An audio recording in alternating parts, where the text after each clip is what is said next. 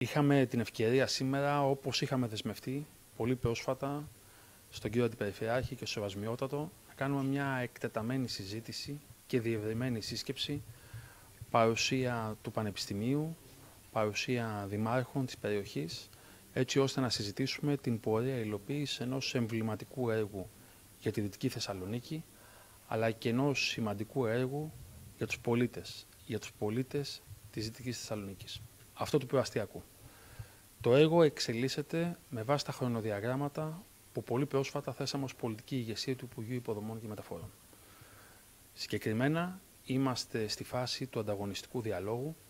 Υπάρχει μια καταληκτική ημερομηνία, η 1η Οκτωβρίου του 2024, έτσι ώστε οι συμμετέχοντες μέχρι σήμερα στο διαγωνισμό, 4 σχήματα, να υποβάλουν τις προτάσεις τους για να προχωρήσουμε στην επόμενη φάση και να μπορέσουμε το 2025 να τελειώσουμε την διαγωνιστική διαδικασία.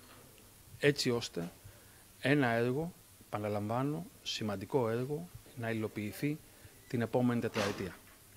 Κατά τη διάρκεια της σύσκεψης είχαμε την ευκαιρία να ενημερωθούμε για προβληματισμούς, αγωνίες, αλλά και προτάσεις τόσο του Πανεπιστημίου όσο και της τοπικής αυτοδιοίκησης για επέκταση του προαστιακού, για καλύτερη σύνδεση με το Διεθνές Πανεπιστήμιο, προτάσεις τις οποίες και θα αξιολογήσουμε και θα προσπαθήσουμε στα πλαίσια του ρεαλισμού να αντιμετωπίσουμε. Διότι, επαναλαμβάνω, είναι πάρα πολύ σημαντικό να τρέξει γρήγορα, άμεσα, ο διαγωνισμός ύψους 53,4 εκατομμυρίων ευρώ και να αποκτήσει η Δυτική Θεσσαλονίκη έναν καλό προαστιακό. Και βεβαίως, κάθε φορά να βελτιώνουμε τις υφιστάμενες υποδομές.